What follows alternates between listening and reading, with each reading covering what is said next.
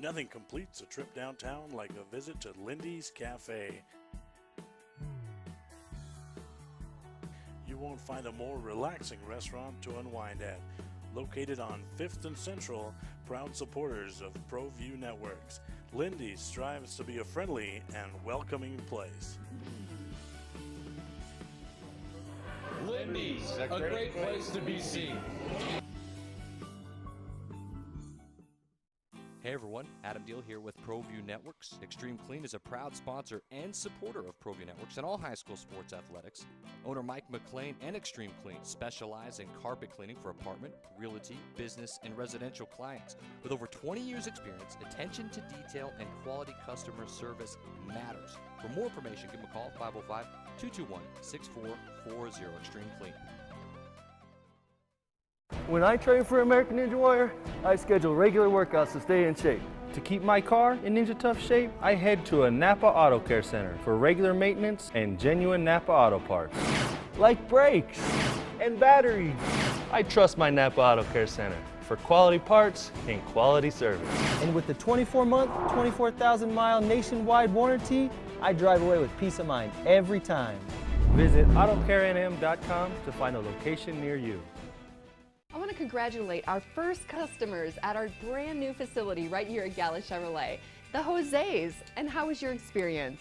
It was awesome and great. What'd you end up buying? We bought a 2018 Chevy Silverado. And how would you say the experience was overall? I bought all my cars here at Gala Chevrolet, and we couldn't wait for the new facility to open, and all the people really treated us well. Well, on behalf of Gala Chevrolet, we say thank you, and we'll see you soon right here at Gala Chevrolet. Car Crafters, proud supporter of Proview Sports Network. Are you sure we're supposed to be doing this? Don't worry, I've watched him do it 1,000 times. Come on, what's the worst that can happen? No! Bad dog! Hi, welcome to Car Crafters. What happened? Don't worry, we'll make it like it never happened. Car Crafters, it's like it never happened.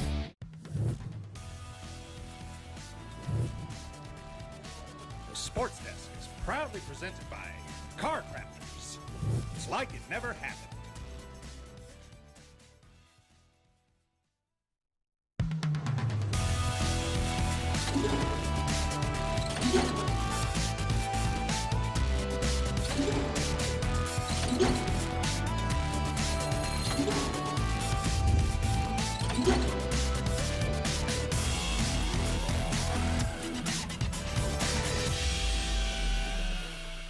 And welcome everybody to another edition of the Sports Desk. I'm Scott Galati along with the man on my left, Ed Nunez. We're going to be talking lots of sports here this week, and we have a very special guest. But first off, Ed, after a week hiatus, welcome back to the program. Well, I appreciate it. One of the things that Richard Tripp called it, I called 15 games during the week for the state tournament, and Richard Tripp called it a basketball hangover. And then it was daylight savings time.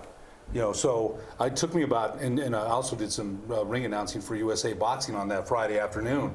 So I think, all things considered, it took me about a week to catch up. I was really, really tired, and I thought that was the best way to describe it. It is a basketball hangover, but it's something we love to do. It was fun. I know you did a lot of games for ESPN Radio and for us as well. So it was, just so much fun, though, to be a part of that championship week. The thrill of victory, sometimes the agony of defeat, missed calls, missed layups, missed everything, and made unbelievable shots. So I've been a part of the tournament here in Albuquerque for many years, as a referee, as a spectator. I've been blessed to be part of that, and I think we all are. So when Richard said that, I said, wow, that is such a great description of basketball hangover, but it's not something that you suffer through. You want more. After you wake up the next 3 days later, from your cobwebs, you want more. You want more exhilaration and more excitement. So I thought it was a great tournament, and I thought Proview Networks, yourself included, Richard Tripp, Sebastian Noel, Adam Deal, Leroy Lucero, Aaron Rivera, Tyler Ortega, all the producers, Alden Iowani, Josh Brown, Jay Pohl, Andres T. I hope I didn't leave anybody out, all the cameramen. Everybody did a great, Steve Davis. Everybody really came together and did a great job. We might get a second opinion, maybe not, on how much someone wants to get right back out there the next day. Right, true. We're going to bring in a special guest right now. He is from Pecos and two-time defending champions now as they won their division this year. And Ira Harsh Jr., first off, congratulations and welcome to the program. Oh, thank you, Scott. And thank you for having me on the show. This is a wonderful opportunity. And again, want to thank you guys and Steve for having me. Your team went 28-3, 9-0 in your district, back-to-back. I know last year I did your first championship last year, you personally, and talked to your dad at halftime, and you know he's known to be a rock. And he was nervous at halftime. I might have seen the first time that your dad ever was nervous, but he had a lot of nervous energy. And you guys last year kind of played and talked before the game, a little bit kind of like nervous confidence. You know, you don't want to be too cocky, but at the same time, it's like it was the unknown. What was it like the second time around? You know, he was, I don't know if he was more relaxed or not. I do know that I had a lot of family support. My son came up from Tucson. My brother came down from Denver. And so it was nice, and we got to kind of talk amongst each other. Now, my dad thinks I carry my phone with me during games, and I don't. So he's texting me at halftime telling me what to do. And I didn't see it till after the game. But it was just wonderful to have family there. My wife and the girls, everybody was there just supporting us. So. And speaking of family, you have a very well-known family, both in the high school front and, of course, the University of New Mexico.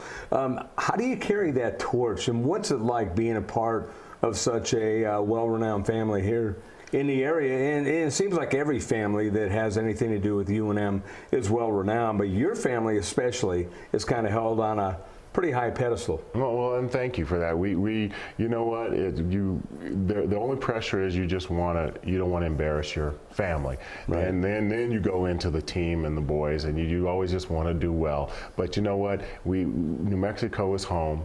And New Mexico and the people of New Mexico and people of Albuquerque and Pecos and Las Vegas have just been so gracious to our family. And so it's fun. And so you want to do well for not only your family, but for the state of New Mexico. So. You know, Ira, man, you're such a class guy. You really are. You know, and you carry yourself in that name real well. And when people mention Ira Harsh, I told you that before. I always think about you. I never see your dad play because I was too young myself. But you know the stories. I used to play with Chester Fuller and Wendell Taylor and Bruce Battle back in the day, and stories about your father still abound, man. You know, and much respect, I might add. So when you have to carry that moniker as a junior. You know, there's responsibility, because right away people are like, oh gosh, I remember your dad right away. So I think you do a very good job of that, number one. Number two, you won last year, the Pecos won, and you're going to say it's a team effort. It is, coaching efforts, community effort, the whole thing. Talk about the road to a second championship. It had been 53 years since Pecos won. Last year they won one. This year, talk about the road, man, to a second straight. Talk about that. This year was tougher than last year. And then we even came in as a 3 seed. Right. But we played, there was a very good team ahead of us, Texaco, who was undefeated. And then Estancia could have been undefeated. They lost one, and they beat us in the head-to-head. So we're coming in at a 3 seed. This year was tougher. People played us tougher. But we played a tougher schedule too. We played a 5A, a 6A, and then a 5A. Those were our first 3 games, and we lost to Santa Fe High. And then we play a very good Bernalillo team. Who beat us. And then close game though, right? Close game. By 3. Yes, they beat us by 3. Santa Fe High beat us by 1. And then we go get blown out. We only, on paper, it showed 11 when we went to Estancia. But we actually really lost by 20. He put in some of his younger guys at the end, and we made a little ground there. But it really was an 18, 20-point game. Estancia let us have it down there in Estancia. So, we had them on our radar. And then you go from that, and our district, and I love our district, and very good coaches, very good players. It's just not as strong as the Texaco, Santa Rosa, Tucumcari, Clayton district. Man, that's a powerful district. I don't know about that. Keep going, Ira. That's very powerful. I'm sorry. Keep going. Yeah, that's a very strong district. So we go into a lesser district, if you will. We have to. Our practices had to be intense. So that was what we did. I mean, we played a tough beginning schedule and then kicked up practice. I mean, the intensity level was thick, and we pitted the guys against each other, and we had them going strong. And I mean, all in preparation for a potential another state run. So that's, you know, that's just kind of how we did it, and it worked out to our benefit, and we're happy. But it was definitely harder this year than it was last year. And then we lost Dominic Baca at the beginning of the senior season, and he's kind of the heart and soul of our team. I forgot about that. I wanted to mention Coach Dom, and that kind of set us back. So we had some adversity to overcome, and we were able to do it and be blessed with another state championship. Well, you know, it's funny that you mentioned Texaco. We do the show each and every week, and we were doing the coaches polls, and every week Texaco boys were always at the top. Then the Texaco girls became at the top of their poll too later on in the year, but Texaco was #1 pretty much the entire year. So we didn't talk a lot about your team until the very end. Right. You know, but they deserved it. I mean, they showed up in the championship game, and they were 29-0. That and being Pius guys, we know, you know, there were 2 undefeated seasons, and that's very hard to do. And so, you know, I give Coach Thatcher a lot of praise because he did a great job getting him to that point. You know, we were just blessed, and we just prevailed in that game. It was kind of, you know, David versus Goliath because they had the bigs and we had the small guards, and we were just hoping that our style was better. There you look at some of the highlights here, Coach. What stands out to you when you see this? This is just the excitement. This is what our guys feed off of, and then we were finally able to hit shots down the stretch here. That's Mario hitting a shot from the wing, deep shot, and then hitting another one from a corner. Anthony Armijo hitting a bomb from the top of the key. He's a sophomore. We'll have him back next year. And then Mario with a floater. I don't know how he got that to go in, but it was just a wonderful run. And our boys, you know, rose to the occasion. They had, you know, in the fourth quarter, you know, told me you guys got 8 minutes to figure this out. And really, the first 4 minutes, it was kind of back and forth. It wasn't until about that 4-minute mark that we started pushing. Well, you saw from the scores, you were behind and came back and pulled away. Right, you know, and we were talking to Steve about this. We first quarter we tried to win quarters, and Texaco won the first quarter. Then we turned around and we won the second quarter, and I'm like, okay, we're okay. And then they come back and win the third quarter, so they outscored us, I think, by 8 because I think we were up 6, I think, and they ended up, it was 37-35, and then we're going the fourth quarter and we're back and forth, and we were just hoping that our up-tempo style would wear them down, and eventually it did, but that is a very good team. That is a very good team, and deservingly #1 throughout the season. They really were. Head coach of the Pecos Panthers, Ira Harsh Jr., our guest here on the Sports Desk. Ed? You know, Coach, again, one of the things you and I just talked about, you were part of a championship team in '82 with St. Pius, Joe Eckert, Kent Coffey, Greg V. Hill, Wally Salata, who's actually, Wally's one of my favorite people in the whole world. I love Wally. So, you know, Coach. He's still keeping stats. Oh, yes. Coach Bill Duffy, Coach Galcini, Coach Lincoln Galcini, rest in peace. I think your father was an assistant on the staff, if I remember right. Rick Davis. So, Rick Davis. I remember Rick very well. He played with my brother a little bit. So I think one of the things I'm going to ask, again, you know, you went there last year, you went there again this year, the boys that experienced it last year, but I guess before last season's championship, what was your advice about a championship game? You know all about it, man. What was your advice to them? You know, I tell my boys, and one of my players said this in the interview after the state championship in 2017, and he said, the advice I told him, I said, there's no greater feeling than running down that ramp in the pit to go play that state championship game, except running back up with the blue trophy. And I have been telling them that I'm there 5 years now. I've been in Pecos 5 years, and I've been telling all my teams that. And now I'm so happy to say that, you know, not once but twice have these guys got to experience that. So it's just a wonderful feeling, but it's a lot of hard work. And so, as you know, Ed, it doesn't come easy. You're not just going to show up and win. So you have to do all the little things: box out, hit shots, stay in front of your man. It's a tough road to hoe. Free throws. Yes, absolutely. Big, huge. Absolutely. Huge.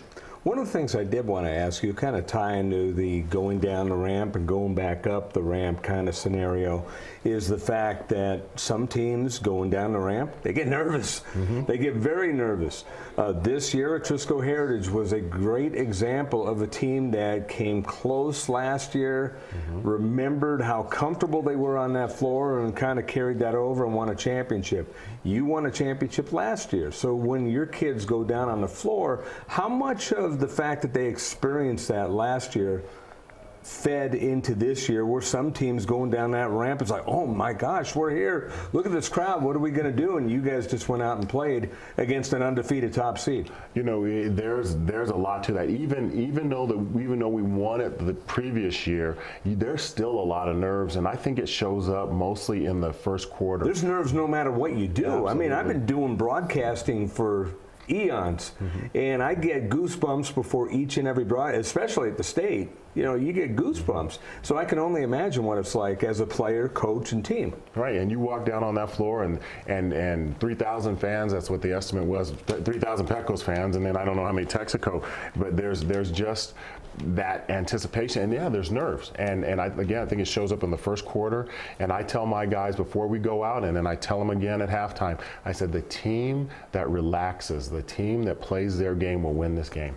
I tell them every year, and it's true. I mean, when you finally relax, and for us, I don't know if we really relaxed until more in the fourth quarter. We were back and forth. Second quarter, we were getting there, and then we come back in the third quarter, and I think the nerves came up again. But it's tough for all teams. I mean, it is tough. But you know, at some point you relax, excuse me, and you play your game, and the team that does that usually prevails. Can we keep you over for one more second? Sure. We will come back with Ira Hartz Jr., the head coach of the Pecos Panthers, two-time defending champions now, and we'll do that out of the break. But first, the Dream Style Top 10 Plays of the Week.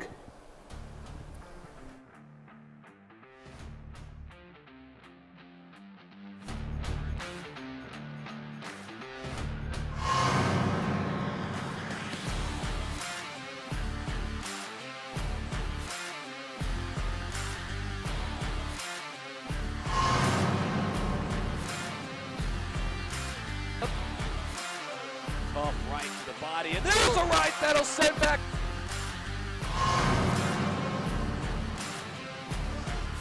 Wild left, and Lucero fires some right back. These two, both of them trying to finish it right away. Perez on the left hand, another one, and look out!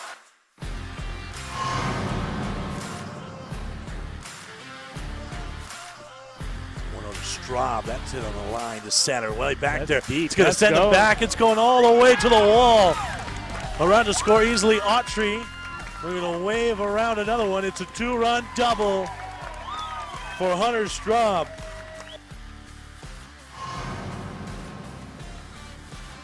It's a couple on the right hand and the left. And Ruiz is running. Ruiz needs to pick that left up before. And Castillo.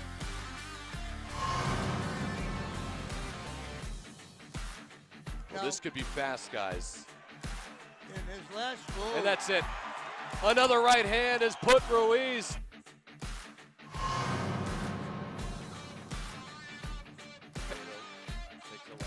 Oh, he's going to go down on the right hand. Mongoose Baca.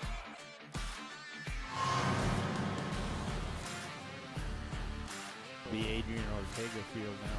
That's the first state championship they won. Oh, tough hop and a beauty at third base. Oh, Great play. what a play. Put a star on that one for Straub. A quick inning for Shoneman. Still 2-0 Bear.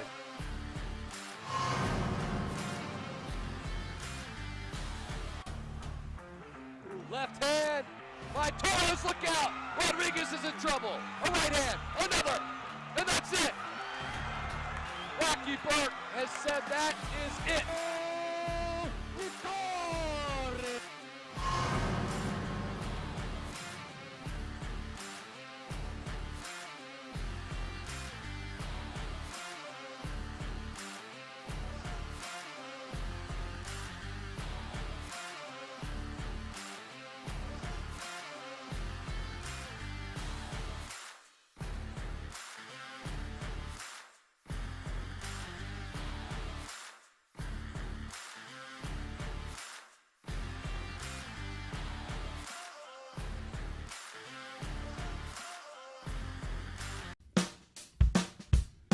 Well, I'm going to the frontier, walk up to the cashier, order up a root beer and a number one. Cover it with green stuff, one scoop is not enough. Find a booth is real tough, back by the Duke. Meet my family, meet my friends in the quirkiest restaurant I have ever been. All of Albuquerque's favorite spot. It's the Frontier Restaurant. The Frontier Restaurant is a proud supporter of Proview Sports Network. Dreamstyle Remodeling has been wowing homeowners in New Mexico since 1989. Selected as Best Custom Home Remodeler for 3 consecutive years by readers of the Albuquerque Journal, we're also your exclusive provider for top home improvement brands like Renewal by Anderson, Four Seasons, Blaze King, and many others. Founded and headquartered in Albuquerque, Dreamstyle Remodeling is family-owned and now employs more than 500 people across the southwestern U.S. In fact, we've helped more than 60,000 homeowners improve their home in New Mexico, Arizona, California, Idaho, and West Texas. We're committed to providing a superior customer experience. We've earned 4.6 stars with hundreds of online reviews and have an A+ with the BBB. Dreamstyle Remodeling is a proud supporter of UNM Athletics. Visit our beautiful 10,000 square foot showroom at 1460 Renaissance Boulevard across from Sam's Club or dreamstyleremodeling.com to make your home remodeling dreams come true. Here at the all-new Gala Chevrolet, our ultimate goal is to make life easier for you. That's why we built our new ultra-modern facility from the ground up with the customer in mind. With 1,000 vehicles in stock, a great variety of pre-owned vehicles of every make and model, a clean, state-of-the-art service department focused on getting you back on the road as quickly as possible, and a sales team devoted to 100% customer satisfaction. All conveniently located in the heart of Albuquerque. We'll see you soon, right here at the all-new Gala Chevrolet. Don't sacrifice quality and flavor when you're in a hurry. Golden Pride offers ribs, fried chicken, green and red chili breakfast burritos, and Frontier Cinnabons. 4 great locations, or visit us online at goldenpride@abq.com. Golden Pride Barbecue Chicken and Ribs, proud supporter of Proview Sports Network.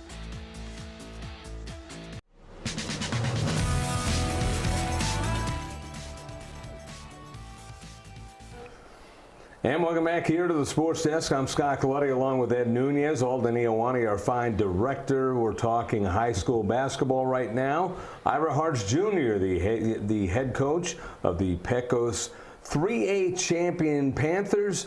2-time defending champions. They win 29, make that 28-3 overall this season, winning their second straight after winning the first after a long hiatus. Right. Well, the first drought, as they called it, was 51 years. The 1966 team was the one that won it. And, last year was really special, and the community had a parade, and it just kind of seemed like it lasted forever. It was just a wonderful thing. And to do it back to back, I think someone said it 364 days later was just very special. Special for the community and special for the players and the administration and everybody there in Pecos. When I did the broadcast a year ago, I talked a lot about the drought. In fact, I talked to your dad, as I mentioned at halftime, mentioned the drought to him, and he's like, yeah, hopefully they can break it and all this stuff, and it was kind of neat. But now you win a year later, and now it's like old hat, and it's like, oh, we should be winning this every year. Well, you would hope so. Is that what the fans think nowadays? We have a parade. I'll give you a great story. We have the parade, and we go into the gym, and I'm thanking everybody and thanking, just kind of going down the list, and somebody yells, 3P. and it was, that's funny. It was an honor to hear that. But at the same time, you're like, I just need to enjoy this one just for one more day. Then we could talk about, trying to get to the state championship again.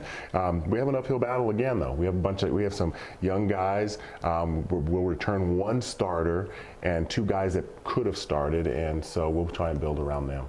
I think one of the things you talked about was you ramped up the practices when you lost, and I think I've coached several seasons, at Highland and AAU ball. What was your approach to that? Because sometimes, people you can go on a rise with emotions and adrenaline. Even at the pit, your adrenaline is just flowing. You can't help it. The fans, the whole thing. But what was your approach to that? Because sometimes you can go overboard, and you as a coach know that. Absolutely. So you have to draw back, because I was the kind of guy, I was an interface guy, like, hey, is this the best what else we got, man?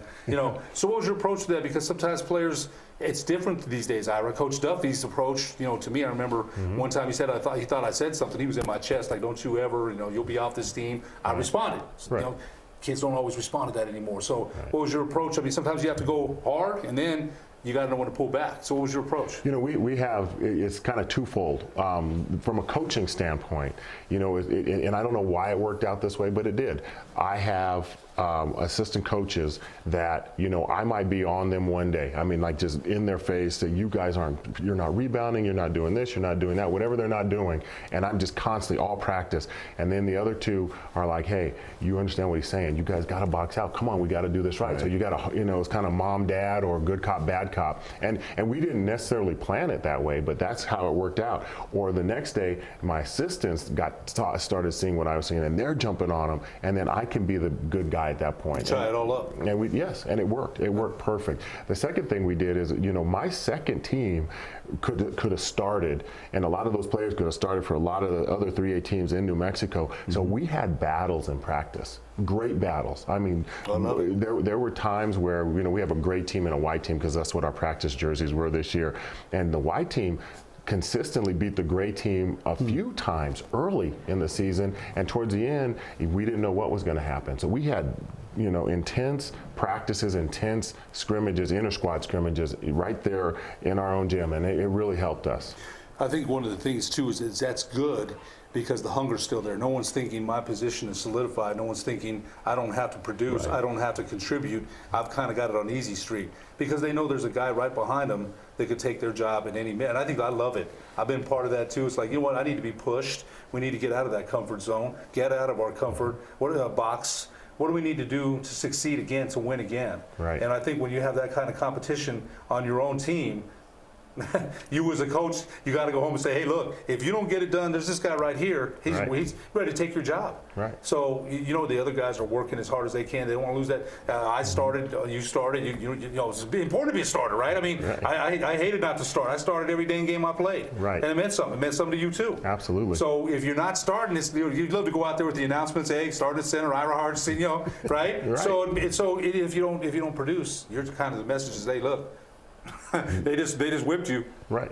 Pick it up. Right. I love that. And we had some of that this year. We did it early, and it cures a lot of ills where you have one guy, a starter, that's not doing his job, you start another guy over him, and it fixed a lot of issues quick. It really does. Yeah. So. Yeah. One of the things you were on with Steve Davis on the Steve Davis show that he wanted me to get into with you is the family affair, and you know, one of the things he mentioned, your brother. I guess there was a little kind of friendly dig there. So, you know, I'm blessed to come from, if you will, a basketball family. My dad has been at especially all the championship games, giving advice, and then of course my brother Joe. You know, a lot of what I do, I kind of take from what we did at Highlands, and we were pretty successful up there. Joe.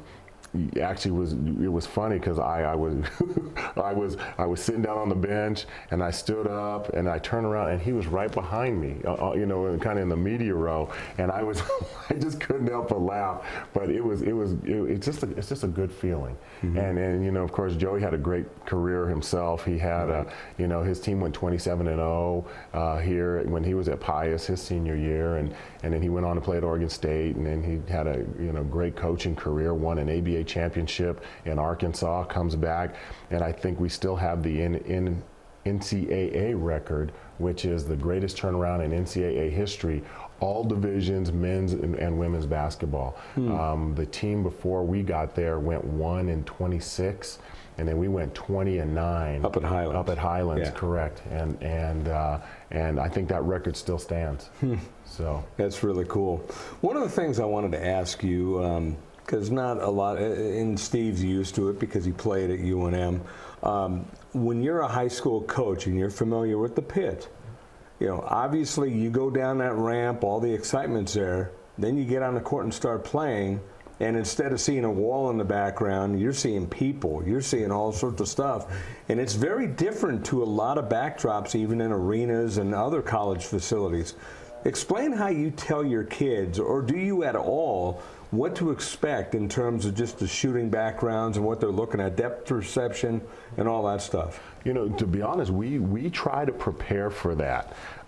We have a gym where we go, and it's our high school gym, middle school gym, the old high school gym, where there's not a lot of background, and it's the rounded backboards. And we go shoot in that gym a lot before we go to the pit or the Star Center, because the Star Center, there, it seems it's similar.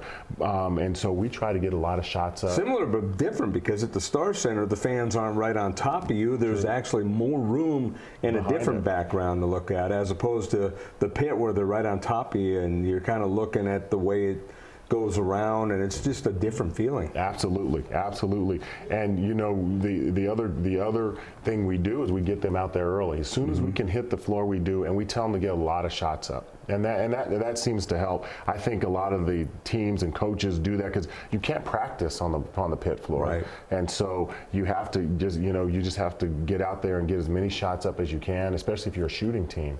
You know, but even in the paint, I mean, it's different. You're absolutely right, and it's a great feeling though to be down there. But you definitely have to adjust to it. I guess time-wise, I guess it's impossible to do. But I thought about this during and at the end of the state tournament, that you can't have a shoot-around at the pit, like in the NCAA tournament. Right. You know, like when I was at UNM doing a broadcast, the team would go do one practice at like a local high school or whatever. Then they would have an hour at the facility that they were actually playing the game, so they could get used to the floor and all that stuff, where it was like that was the public workout. So, you know, and you got used to, you at least got to step on the floor before you actually played the game. So I suppose there's no way of ever changing that, but I guess that's a disadvantage.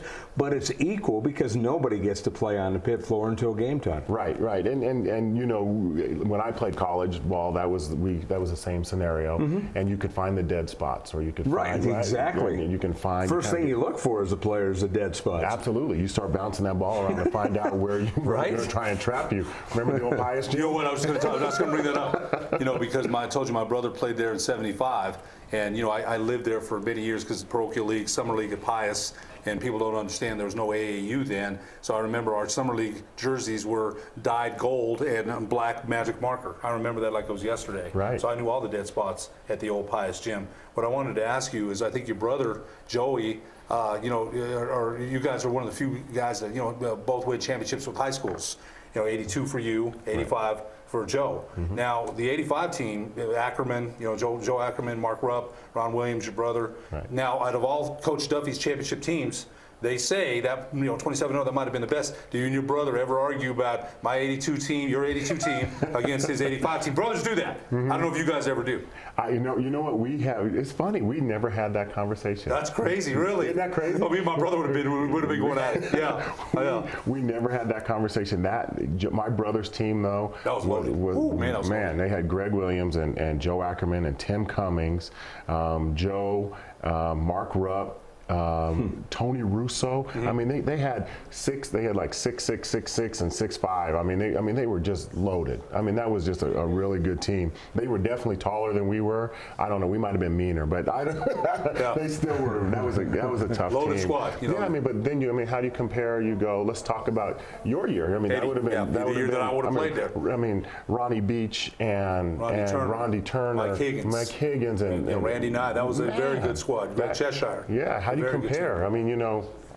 People do it, you know, they do it all the time. How do you? Right. But every day you open up social media and the 85 Lakers against, you know, you see it. And you can't go back in time, but people love to do that. They just love to say, well, my team would have beat your team. But I think you and Joe have such a close relationship. Yeah. You know, you guys are really, I know you can tell just by you turning around and seeing him there, you're smiling. Right. And I got to ask you one more thing, a follow-up there. Because families, man, you know, your father, how do you say no to Pop? He's just texting me, oh, shoot, better adjust my zone. I better, you know. I mean, is there ever a point where you don't have your phone, that's all. Is there ever a point you're like, Dad, you know, let me run mine. I mean, you know, you got to listen to Ira Hard Sr. Right. But is there ever a point like, or, you know, Joey, let me get me. I got it. Right. Is there ever a point that happens? You know what?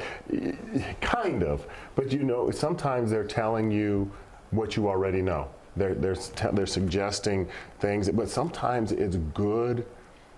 You don't feel alone. You don't feel like you and your coaching staff are the only ones seeing the deficiencies of your team. Reinforcement. And yes, and validation. And so, yes, it's good. And I'm very respectful either way, whether it's my brother or my father. And Joey's younger than me, but he's got more coaching experience. And it's good to hear, hey, try this. My brother told me after we lost to Estancia, we were talking before we played him again, and he said, remember the pickup rule we talked about? I'm like, that's what it was called, and I remembered it was the same thing we were going to do, which was we were going to pick up the guy nearest you. If he runs, you run. He stays, you stay. We were going to do that anyway. But he just put a term to it that I had forgotten. And so I was able to go back to practice and say, hey, remember the pickup rule, let's go. This is what we're going to do. This is how we're going to do it. And so it's good. It helps. Believe me, it all helps. So. Got a bunch of eyes on it. Yes. Ira Hartz Jr., the head coach of the Pecos, right? Pecos. Yeah. Got to give it that pronunciation. Right. Pecos, 2020, Pecos Panthers, 28-3. I think I've been saying it right, but that time you got me thinking about it. So Pecos Panthers, 28-3 overall, 9-0 in district, back-to-back champions, and we got a couple more minutes with you. Want to give an opportunity to the audience that doesn't know much about your team. Tell us, who were your leaders? Who were some of the people that stood up? I had 7 seniors this year. 4 started. Jacob Varela, number 10. Mario Archuleta, 23. Josh De Herrera, number 20. Carlos Cordova, number 14. Those were my starters. I had Michael Montano, number 32, on the bench, along with Christian Anaya, number 44, and Sebastian Gomez, number 11. Sebastian actually played a little more than the other guys coming off the bench, but they really led us this year. I finally, if you will, had true senior leadership. And let me take that back, because in 2017, I only had 3 seniors, and I didn't realize how much they did. And it's funny, you don't realize how much they brought to your team until the next year. And those guys, Cameron Quintana, Isaac Sidibaka, and Isaiah Valdez, they were the heart and soul of our team that 2017 year. Then I bring in this year, I have number 42, Anthony Armijo, and number 30, Xavier Padilla, and then number 12, I had Omar Dominguez. And those guys, that just rounded our group out. We had a good nucleus, and we're bringing back solid guys. We really are. Last year, the guys I mentioned first were juniors and now seniors, and they carried us. And now, really, my sophomore class will carry us, but I have some solid juniors with Isaac Gonzalez and Omar Dominguez. I only have 2 this year, 2 seniors coming up, and my sophomores, who will be juniors, will carry us along with those 2 seniors. So. I was going to say, before Ed interjects, you mentioned before the kids have to step up, and you mentioned you're losing 7 seniors, so obviously you got to have that nucleus coming up in the back burner. Right. And we had guys that could have started and didn't. It was close, but we went with our seniors this year, and they played well. So I think one of the things too that helps, and I'm sure you'll agree, is that when you have a team that's already been through the championship, they know what it takes to get there. And you had some of that. You had some experienced leadership that had been down that ramp. I remember running down that ramp for the North-South game in 19. You never forget it. Gosh, you never forget that. One of the greatest experiences of my playing career was doing that. Right. I didn't get to go to the state tournament, but North-South All-Star, when they still drew 10,000 to 12,000 people at that time, was unbelievable. So I think having those guys on your team that had already won a championship, that definitely helped for sure to calm everything else down, I'm sure. Absolutely. The experience, it wasn't the first time. The first time we went to the Star Center, I'm going to just take a step back to the Star Center, when we lost to Texaco in the semifinals. We hadn't made it to the semis in 11 years. We make it then, and those guys remembered that. And that helped us the next year get to the state championship game. So. Well, Ira, I want to thank you so much for joining us here. Congratulations again. So much. Yes. And best of luck next year. Well, thank you, Ed. Thank you. I appreciate you both. Yeah, you bet. Thank you. Ira Hartz Jr., our guest here from Pecos, the 2-time defending 3A state champions. We'll take a break and come back with more on the Sports Desk.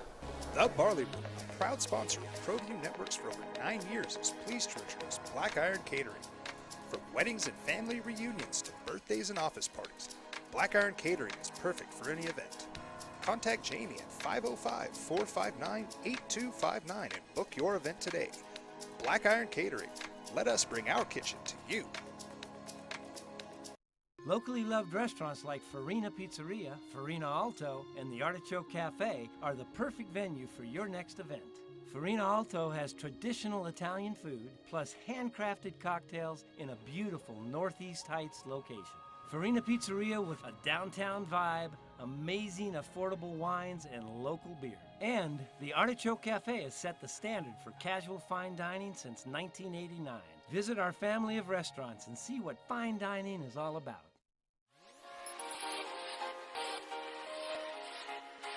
Folks, there's no other way but to be all in. Either he's Lord of all or he is not Lord at all. And you can experience the real and authentic, true life change that only God can provide to humanity. See, when we truly encounter Jesus and purpose to know him and follow his teachings, hashtag life change will occur.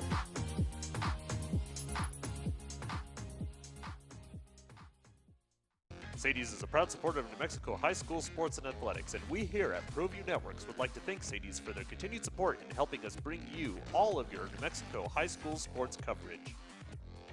Terry Cosper Insurance Agency is a proud partner with Proview Networks and a proud supporter of New Mexico high school athletics. Terry's been a local farmers agent for over 20 years for auto, home, life, and business insurance. Just like high school sports are important, so are teen drivers. For more information, call Terry or one of his licensed staff members at 898-5556.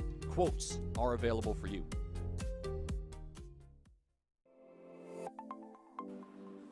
Get into the game with Garden Swartz Team Sales. They have everything you need, from screen printing, embroidery, and digital printing services, high school letterman jackets, and all high school and club uniforms, and individual and team apparel with the most reliable brands like Speedline, Rollins, and Wilson. And don't forget to check out the latest F7 Shut helmet. It's all at Garden Swartz Team Sales. Give them a call, 505-884-1234. Garden Swartz Team Sales. Carmody Medical provides solutions for your everyday needs. Hot and cold compression wraps provide therapeutic compression for the shoulder, hip, and knee.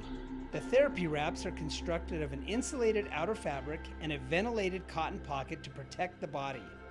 Elastic belts allow mobility and deliver a gentle, adjustable compression. The reusable therapy packs can be removed from the pouch and placed into the freezer. Contact Jim for more information. The New Mexico High School Coaches Association, established in 1941, is an organization of New Mexico's best and most professional interscholastic coaches. Coaches across work daily to help our student athletes excel in the classroom, on the field of play, and in our communities. Students that participate in interscholastic activities attain higher grades, higher graduation rates, and higher wages. Responsible for the North-South All-Star Games, statewide Coaches Award Program, and providing multiple professional development opportunities for New Mexico's coaches. Be a great coach by coaching beyond the game.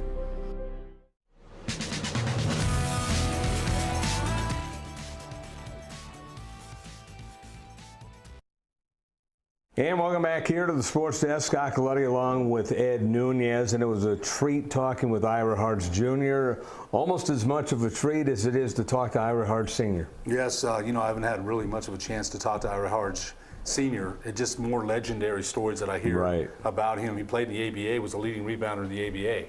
And back when they had Dr. J, George Gervin, George McGinnis, I mean, the ABA, people forget about it, but you knew about it. You covered some I think. Well, and I also had the pleasure to know him while I was the voice of the Lobos. So, all these guys kind of introduced themselves and you gain relationships. And I'll never forget, last year at the pit, it was in the concourse area. I ran into him and we talked about the game. He goes, man, I don't know. And because of the drought and everything else, that was probably the biggest story was the drought that it had been since the 60s that they won their last championship. And the pressure was on, the excitement was there. And, he was a proud papa, but he was a wreck at the same time, which, what I know about him is he was always the rock when it came to demeanor. So it's but when it's your son, you worry a little more. So I remember when my son was a junior at St. Pius, he had 2 free throws against Academy, a 1-on-1, very key free throws, and I couldn't even look up. I was looking down the whole time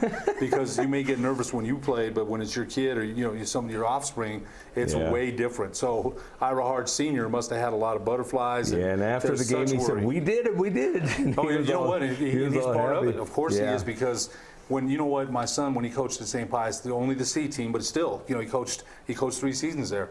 After every game, you know, he's going to break it down with Coach Segura, who's the head coach there. But after every game, I guarantee he's calling me, Dad, what'd you think? So we go over it. Right. And, you know, we have that kind of basketball relationship. So when it, like you said, when it's your offspring, you imagine the butterflies, the nervousness that Ira Hart Sr. had, even though he played for the Lobos, played in the ABA. He's probably way more nervous than he had ever been in his life. Okay, you weren't here a week ago, so back to what you just said, what you think. We didn't get a chance to talk about your thoughts on what you called the basketball hangover, the week-long.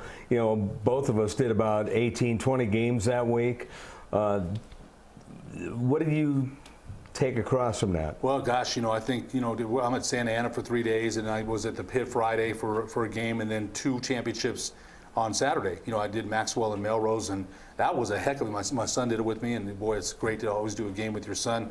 But I think that game itself, Eloy Brazil, the Hall of Fame coach, and you know what, I was thinking of this too. I told my son this. You and I always talk about Coach Geyer, Coach Mike Brown, Haskins, Pete Schock, Jim Holzman. We talk about them all. Eloy Brazil belongs in that conversation. He really does. He's a Hall of Famer. You know, we don't think about him so much because he might coach on the lower level, but he's an outstanding, outstanding coach.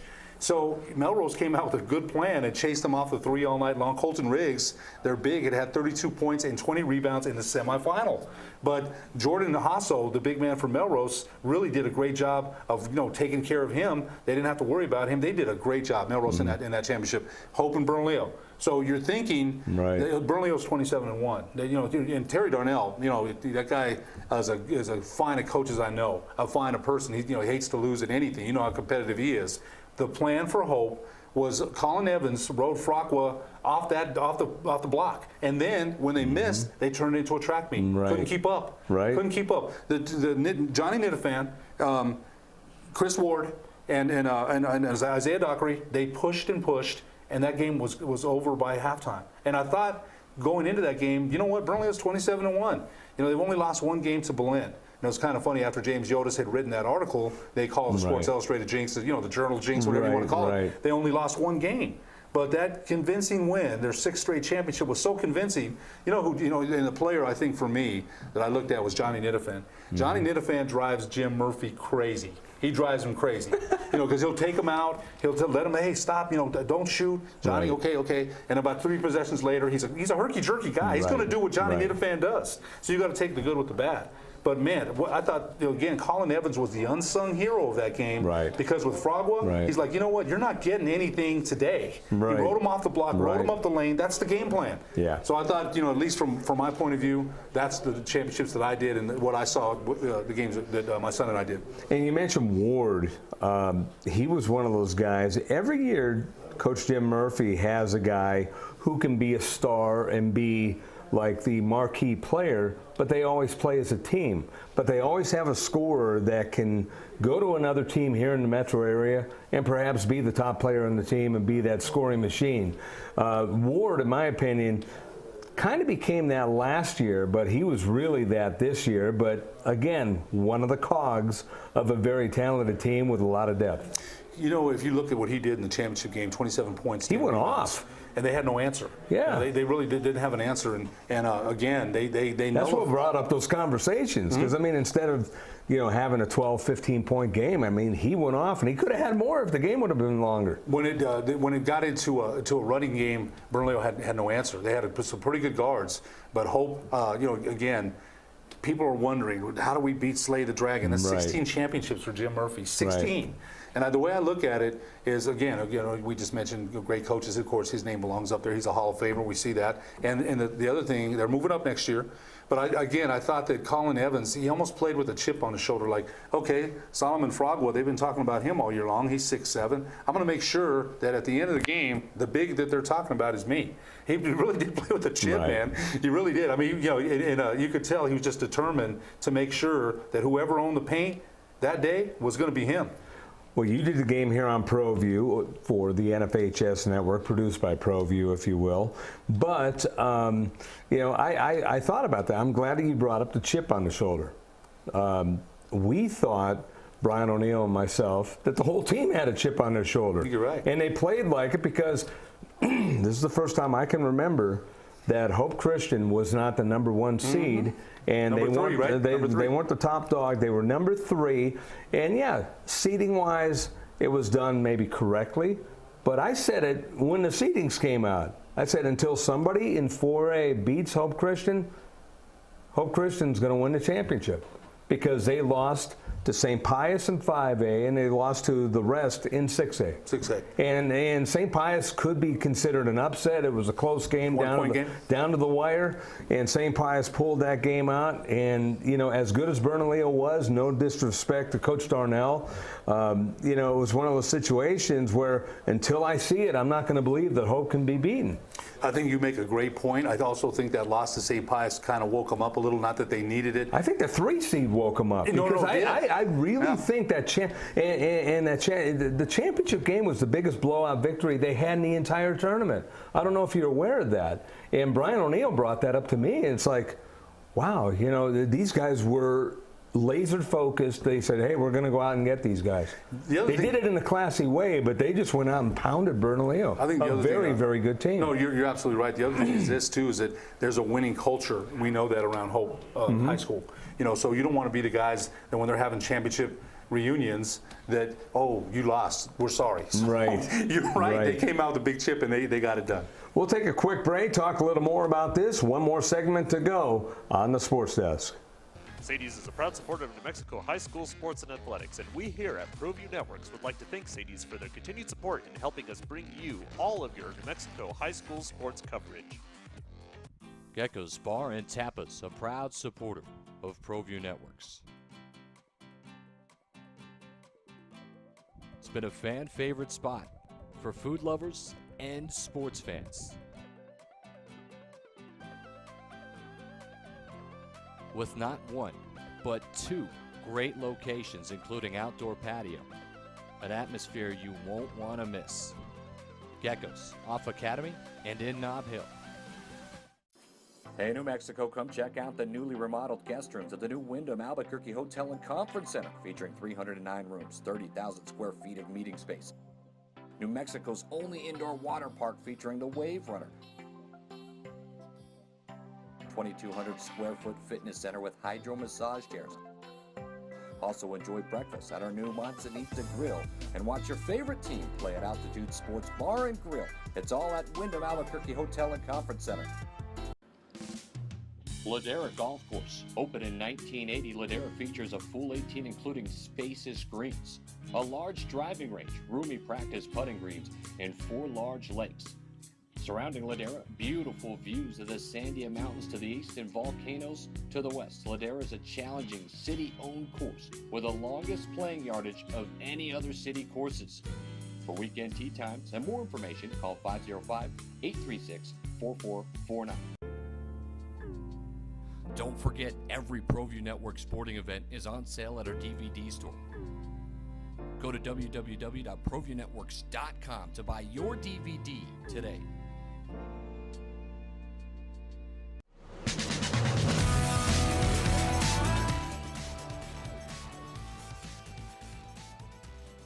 And we're back here on the Sports Desk. I'm Scott Gallotti along with Ed Nunez. Alden Iowani, our fine director, doing a great job as always. Josh Brown also helping out.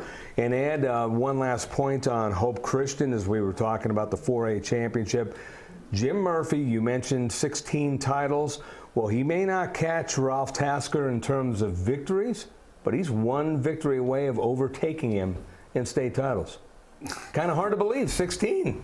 You know, that was the crown jewel, 16. He's reached that, so he's tied for the highest amount of state titles. He's about 57, 58 years old, doesn't show any signs of leaving anytime soon.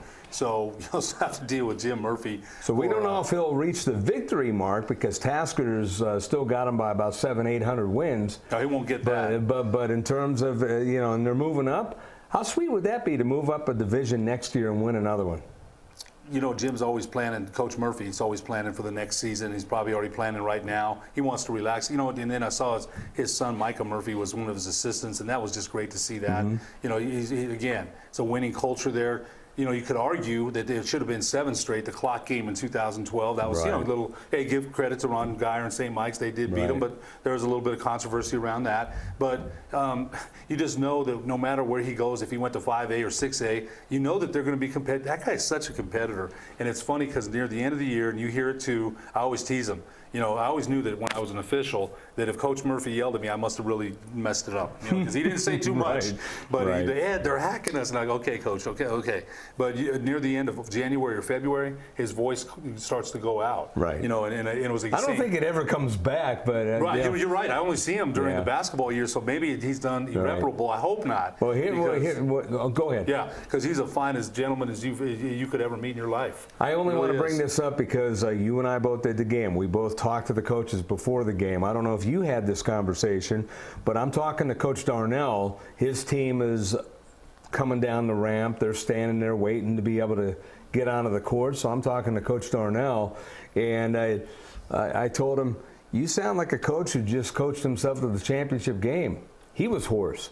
And he said, yeah, I'm starting to sound like Jim. So, they started going back and forth. I talked to Jim, and then he'd say, well, I still have a better voice than he does. And they're going back and forth. They had the most utmost respect for each other. But it was funny because they both sounded like each other with a very, very raspy, hoarse, almost non-existent voice. No octaves, before that game. Left.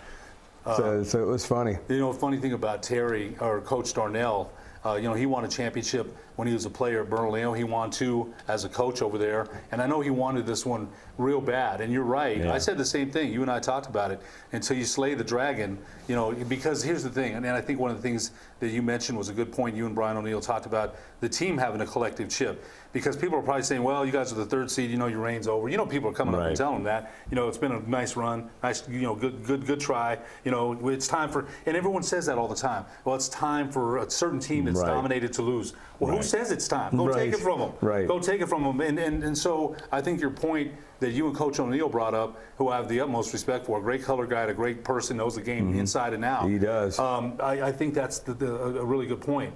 Collectively, you got other guys from other past championships telling those guys, hey, look, you know what? You got to keep it going. Right. And is there pressure? Right. Certainly. Yeah. Certainly there is. And so I thought they responded, as you mentioned. Colin Evans, when I think of him, he was like, you know what? I get to see his body language. Like, I'm not going to be denied. We're not going to be denied. Isaiah Dockery, Johnny Nittifin, Chris Ward, how big was he? Right. So you're right. Collectively as a team, they really responded. And I'm asking you more, and we have a couple more minutes in the show, Ed, so we'll finish on this. We both know Hope Christian extremely well. To your recollection, do you remember a Hope Christian team in a championship game showing more emotion and excitement than this one?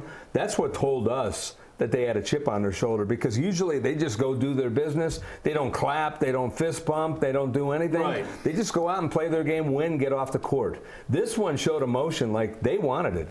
You know what I think when they're all championships are such a blur to me because they've all 16 of them. I've seen 8 and 9 of them. Exactly. Right. And this goes back to 85, 87, 88 when they won their first one. So I think my experience goes back to 13 or 14, I should say. So a couple, it goes back to 14. So the last 5 I've experienced, and Brian and I were talking ad nauseum about this. Like, wow, this Hope team is looks different than previous teams, because the other team just went out, did their job, and felt they were going to win and did win. What I think everybody false hope, gave everybody false security. 7-7, they're 7-7. Right. They reel off 10 straight. 10 straight. You and I talked about this on the show. I said, hey, don't look now, but here comes the Hope Huskies. Right. Then they lose that game to Pius. So people, they kind of have hope. You want to look. People do get tired of the Patriots and Yankees and people winning all the time. But you got to go beat that team, and no one has done that with the Hope Huskies. And the way they came out, like you said, yes, they did have a collective chip as a team. You're right, they certainly did. But this team in this school, to me, has always been class. So, it may be like the Yankees, but how can you root against Jim Murphy? No, you can't. But you can't. There's people that do, and they will, and next year they're already saying, well, Hope's moving up. They're going to, they're already saying that. So we'll see. I wouldn't bet against them, though, and I'm not a betting guy. They moved up a couple of years ago, and it didn't hurt anything. Right. So, Less than a minute. Final thoughts. Hey, great show, Scott. Great. I'm glad we had Ira Harge, the Pecos coach, and what a class guy. Again, it's hard to be an Ira Harge Jr. when everyone knows who Ira Harge Sr. is because they expect so much, and he delivered. Congratulations to him and the Pecos Panthers and the whole community of Pecos. What an outstanding season they had back-to-back. Now all he's got to do is win 3, and everyone's happy then. Right. Talk about keep it up. Yeah, right. Yeah, he's got that pressure already. He's Ed Nunez. I'm Scott Colletti. Thanks to Ira Harge Jr. and thanks to Alden Iowani and the crew. We'll talk to you next week on the Sports Desk.